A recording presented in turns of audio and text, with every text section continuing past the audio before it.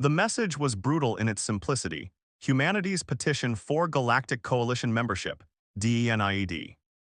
Dr. Jackson Drake stared at the holographic notification hovering above his workstation in the Earth Defense Force's Advanced Engineering Division. This wasn't just another rejection, it was the final one.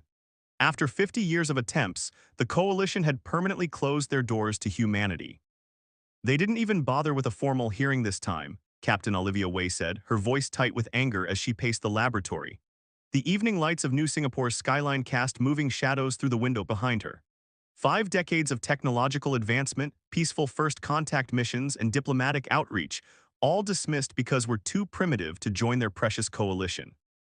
Jackson barely heard her. His eyes were fixed on the classified data scrolling across his secondary screen information about the coalition's supposedly impenetrable defense grid that had taken him years to compile. There was something there, something he'd been trying to prove for months. "We're not giving up," he said suddenly, his fingers flying across the holographic interface. "Captain, look at this." Olivia moved to his side as complex equations and energy signatures filled the display. "What am I looking at, Doctor?" "Their arrogance," Jackson replied, a fierce light in his eyes. "The Coalition's defensive network, the very technology they use to prove their superiority, has a critical vulnerability. They've been using the same basic shield architecture for thousands of years, never questioning its fundamental principles. But I've found something they missed." He brought up a simulation showing the Coalition's massive defense grid protecting their core worlds. Their shield harmonics are based on what they call perfect wave theory. But it's not perfect, it has a fatal flaw. Under specific conditions, their entire network could collapse. Olivia leaned closer, her military training allowing her to grasp the tactical implications immediately. "How sure are you about this?" "Sure enough to bet humanity's future on it," Jackson said, standing up. "We need to get to Coalition space immediately before they completely shut down diplomatic channels." "They won't listen," Olivia warned. "They've made their position clear." "Then we'll make them listen." Jackson began gathering his research data. The Centauri wave is approaching their territory in 2 weeks. It's a rare subspace phenomenon that occurs once every 1,000 years when it hits their shields. He let the implication hang in the air. "You're talking about forcing our way into Coalition space to save them from a disaster they don't even know is coming," Olivia said slowly. "That's either brilliant or suicidal." "Maybe both," Jackson admitted. "But it's our only chance. They've rejected humanity because they think we have nothing to offer. I'm going to prove that our greatest strength isn't our technology, it's our ability to see what they've overlooked." Within hours, Jackson found himself aboard the EDF Defiant, Earth's most advanced starship, racing toward Coalition space. He knew they would be treated as hostile the moment they crossed the border. But with the Centauri wave approaching and billions of lives at stake, he had no choice.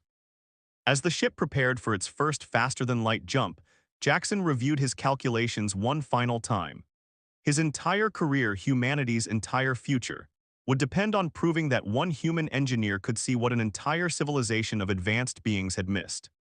"Final warning from Coalition Control," the bridge officer announced. "They're threatening to open fire if we proceed." Captain Way stood at the command center, her posture rigid. "Dr. Drake, are you absolutely certain about this?" Jackson looked up from his station, determination written across his features. "They refused humanity's entry, Captain. Now one engineer is about to change everything." "Plot the course," Olivia ordered, her voice carrying the weight of command. "We're about to show the Coalition exactly why they should never have underestimated humanity." The Defiant surged forward, carrying with it humanity's last desperate chance to prove their worth to a galaxy that had turned its back on them. As Coalition space loomed ahead, Jackson knew there would be no turning back. Either his discovery would save billions and force the Coalition to recognize humanity's potential, or he would go down in history as the engineer who destroyed Earth's last chance at joining the galactic community. The die was cast, the real challenge was about to begin. Coalition warships materialized around the Defiant like predators emerging from the depths. Their sleek crystalline hulls pulsed with worn-up weapons, each vessel easily dwarfing Earth's most advanced starship. On the Defiant's bridge, tactical displays blazed with threat warnings as targeting locks engaged from multiple vectors. 6 Dominion-class battle cruisers, Lieutenant Park reported, his fingers dancing across the tactical console. "They're charging weapons. Primary targeting grid is locked on our engine core." Captain Wei stood calm at the center of the storm, her expression betraying none of the tension that filled the bridge. Open a channel to their flagship, all frequencies. Before she could speak, a holographic projection materialized on the bridge. Grand Marshal Xylith of the Coalition Defense Force, their translucent crystalline form radiating cold fury. Your intrusion into Coalition space is an act of war, humans. Power down your systems and prepare to be boarded, or we will destroy your vessel. Dr. Jackson Drake stepped forward, clutching a data crystal containing his research. Grand Marshal, I am Dr. Jackson Drake of the Earth Defense Force. We have critical information about a flaw in your defensive systems. Silence, Xylith's form pulsed with aggressive energy patterns. Your species' arrogance knows no bounds. First you petition endlessly for membership despite your primitive status, and now you dare to claim our defenses are flawed. The Centauri wave approaches, Jackson pressed on, projecting his calculations into the shared holospace.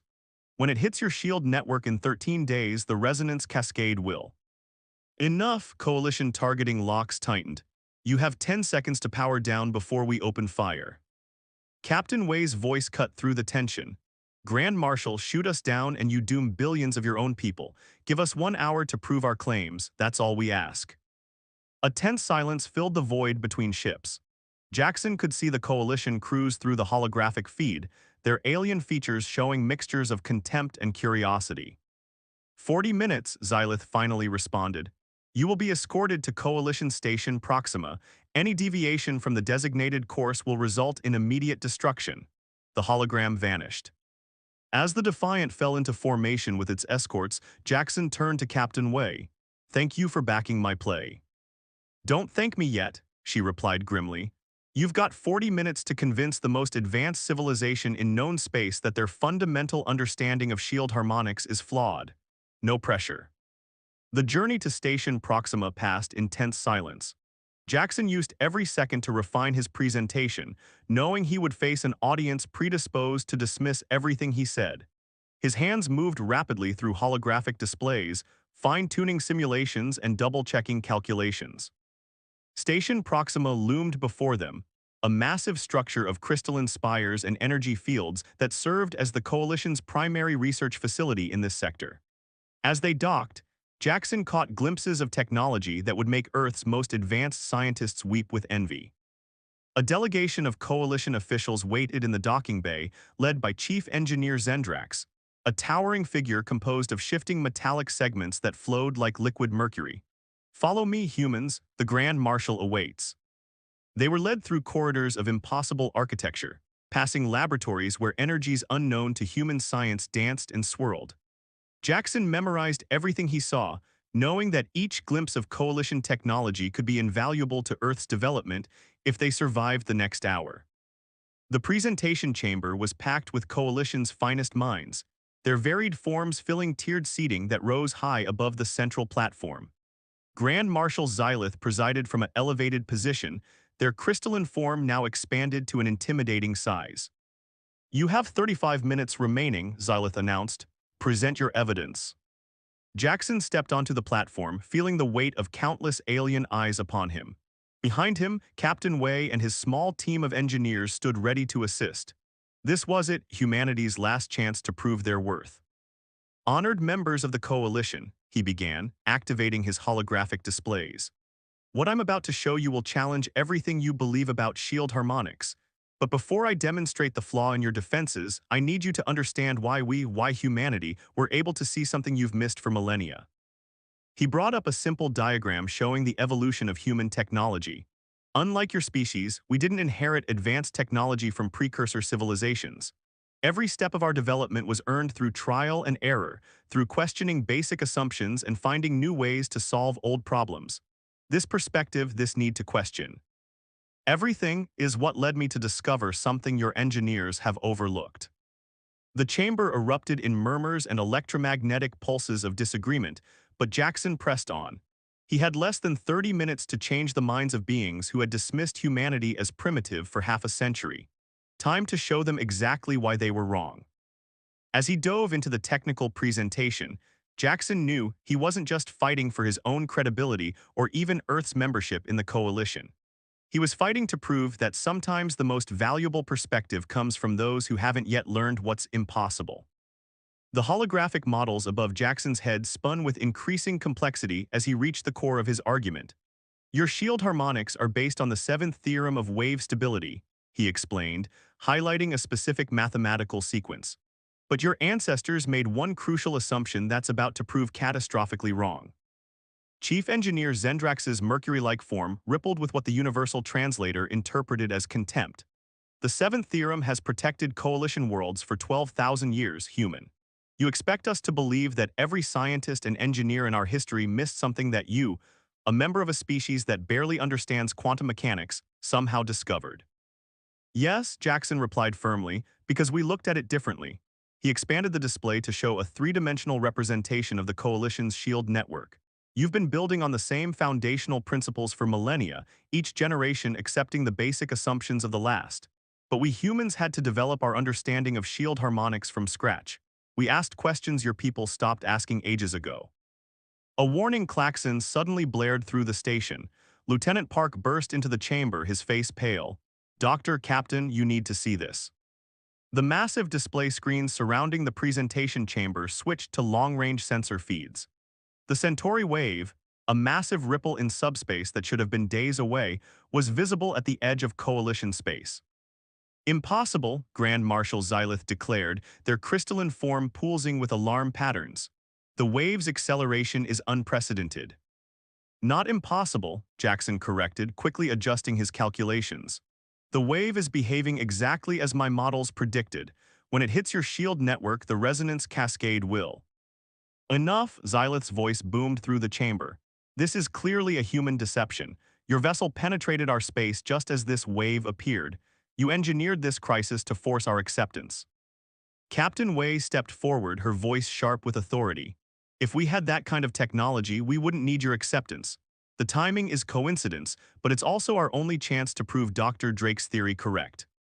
The chamber erupted in overlapping arguments and electromagnetic pulses of disagreement. Through the chaos, Chief Engineer Zendrax moved to examine Jackson's calculations more closely, their liquid metal form flowing with patterns of intense concentration. "These equations," Zendrax said slowly, "they suggest a fundamental flaw in how we understand subspace resonance itself." Finally, Jackson breathed, someone who's actually looking at the evidence. He manipulated the holographic display, zooming in on a specific mathematical sequence. The seventh theorem assumes shield harmonics exist in a closed system, but they don't. They're part of a quantum-entangled network that spans your entire territory. When the Centauri wave hits, it won't just affect individual shields. It will create a cascading failure across your entire defensive grid. New sensor data flashed across the screens. The wave was accelerating faster than anyone had predicted, its massive front now clearly visible to the naked eye through the station's observation windows. "We have less than 6 hours, Jackson announced grimly. "Give me access to your shield control systems. I can modify the harmonics too." "Absolutely not," Xylith interrupted. "We will not entrust our primary defenses to a human based on untested theories." "Then let me prove it on a smaller scale," Jackson countered. "One shield generator. If I'm wrong, you lose nothing. If I'm right, I can save billions of lives." The chamber fell silent as coalition leaders conferred in rapid, encrypted communications. Jackson could feel the weight of countless alien eyes upon him, some hostile, some curious, a few showing the first glimmers of belief. Finally, Zendrax stepped forward. "I will supervise the humans' work personally. One shield generator isolated from the main network. If his modifications cause any damage, it will be contained." "You have 4 hours," Xylith declared. "After that, we implement our own defensive protocols and your vessel will be escorted from Coalition space permanently." As Jackson gathered his equipment, Captain Wei touched his arm. "4 hours to modify alien technology you've never actually worked with before. Can you do it?" Jackson watched the Centauri wave approaching through the observation windows, its massive front now visible as a distortion in the fabric of space itself. "I have to. Because if I'm right about the resonance cascade, in 6 hours, there won't be any Coalition space to be escorted from." Chief Engineer Zendrax led them through a maze of corridors to Shield Generator Complex 7. "Your expertise with our technology is theoretical, human. How do you expect to implement these modifications in practice?" The same way humanity learned everything, Jackson replied, already studying the alien control interfaces. By not being afraid to try something new. The generator room hummed with enough power to run a small city, its crystalline core pulsing with energies that human science was only beginning to understand. Jackson took a deep breath, knowing that humanity's future rested on what he did in the next 4 hours. Time to prove that sometimes the best solutions come from those who don't know what's impossible, he muttered, and got to work. Sweat beaded on Jackson's forehead as he worked deep within Shield Generator 7's quantum core. 3 hours had passed, and the Centauri wave's approach was now visible as a violently churning distortion that filled the station's observation windows. Around him, Coalition engineers watched with a mixture of skepticism and growing concern as he integrated his modifications into their ancient systems. Your approach defies 12 millennia of established shield harmonics theory, Zendrax observed, their mercury-like form shifting with agitation as Jackson bypassed another safety protocol. You're creating quantum resonance patterns that should be impossible. Impossible is just another word for hasn't been done yet, Jackson replied, not looking up from his work. His fingers danced across holographic interfaces, making adjustments that would have earned him immediate exile from Coalition space just days ago. Sometimes the greatest discoveries come from not knowing what you're not supposed to try. A violent shudder ran through the station. Emergency alerts blared as the first outlying tendrils of the Centauri wave made contact with the Coalition's outer defense grid. Status report, Grand Marshal Xylith's voice boomed through the comm system. Outer shield grid showing signs of harmonic destabilization, a Coalition officer reported. Exactly as the human predicted, wave front will reach primary defense perimeter in 47 minutes. Jackson's modifications were only half complete. He could feel the pressure of countless alien eyes upon him as he worked, knowing that each decision, each adjustment, could mean the difference between salvation and catastrophe. The wave is accelerating beyond all projected models, Lieutenant Park announced from his monitoring station. New estimate puts total shield contact in 29 minutes. Not enough time, Zendrax declared, their form rippling with alarm patterns. We must evacuate the station. Wait, Jackson straightened up from the control panel, his eyes bright with sudden inspiration. The time compression isn't a problem, it's the solution. Captain, remember that quantum tunneling experiment we ran last year, the one that almost got me court-martialed? Captain Wei's eyes widened. The one where you nearly collapsed Earth's moon base trying to prove temporal mechanics could affect shield harmonics. Please tell me you're not suggesting. Exactly that, Jackson's fingers flew across the controls. The Centauri wave isn't just accelerating, it's compressing spacetime itself, if we can use that compression to our advantage. He turned to Zendrax. Your shield systems are perfectly designed, too perfect. They resist any deviation from established patterns. But sometimes you need to bend to avoid breaking. We're going to use the wave's own temporal distortion to create a recursive feedback loop in the shield harmonics. Impossible, Zendrax began, but Jackson was already implementing the changes. The shield generator's crystalline core pulsed with new patterns as he forced it to accept configurations that violated everything the Coalition knew about defensive technology. Another violent tremor rocked the station. Through the observation windows, they could see the first Coalition defense platforms beginning to fail, their shield grids collapsing under the wave's onslaught. 15 minutes to primary shield contact, Lieutenant Park announced grimly. Jackson's modifications were causing Shield Generator 7 to emit frequencies that made Coalition engineers back away in alarm. The quantum core's crystal structure was vibrating in ways their sensors couldn't even properly measure. You're going to destroy the generator, one Coalition scientist warned. These harmonics are completely unstable. No, Jackson countered, making final adjustments. They're perfectly unstable. Sometimes you have to embrace chaos to create a new kind of order. The station's lights flickered as the Centauri wave's influence grew stronger. Emergency evacuation alerts began blaring throughout the complex, but Jackson remained focused on his work, knowing they were past the point of no return. Dr. Captain Wei's voice was tense. Whatever you're going to do, do it now, we're out of time. Jackson looked up at the observation windows. The Centauri wave now filled their entire view, its massive front distorting space itself as it approached. This was the moment that would either prove humanity's worth to the galaxy or condemn them to permanent isolation. Initiating modified shield harmonics, he announced, his hand hovering over the final activation sequence. Captain, if this doesn't work. It will work, she replied firmly. Show them what one human engineer can do. Jackson took a deep breath and activated the modified shield generator. The quantum core's crystal structure began pulsing with impossible patterns as his changes took effect. Now they would see if humanity's greatest strength, the ability to think beyond established limits, would be enough to save them all. The Centauri wave was seconds from impact. Coalition evacuation ships launched from every bay, their crews expecting the worst. But Jackson stood his ground at the controls, watching his modifications take effect and knowing that everything humanity's future, billions of lives, and the vindication of his life's work depended on what happened in the next few moments. Impact in 5, 4, 3. The Centauri wave struck Station Proxima with apocalyptic force. Throughout the facility, standard shield generators failed in cascading sequence, exactly as Jackson had predicted. Emergency klaxons blared as sections of the station began losing power and atmosphere. But around shield generator 7, something extraordinary was happening. Jackson's modified shield wasn't just holding, it was adapting. The impossible harmonics he had created were responding to the wave's temporal distortions, bending and flexing in ways that coalition technology had never been designed to achieve. While other shields shattered under the onslaught, his section remained intact, protecting a significant portion of the station's vital core. By the first stars, Zendrax whispered, their mercury-like form rippling with patterns of astonishment. The shield harmonics, they're actually feeding off the wave's energy. Not feeding, Jackson corrected, his fingers dancing across control interfaces as he fine-tuned the resonance patterns. Dancing with it. Your shields were too rigid, too perfect. Sometimes you need to embrace imperfection to achieve something greater. Through the observation windows, they watched as the Centauri wave's destructive force was channeled and redirected by the modified shield.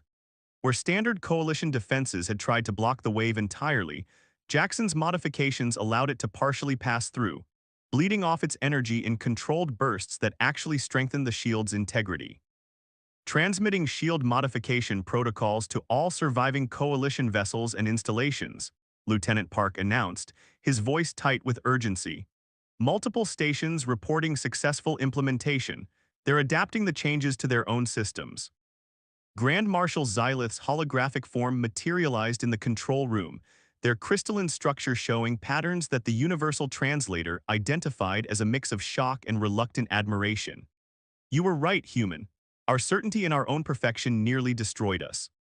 That's the paradox, Jackson replied, still working to stabilize the shield network.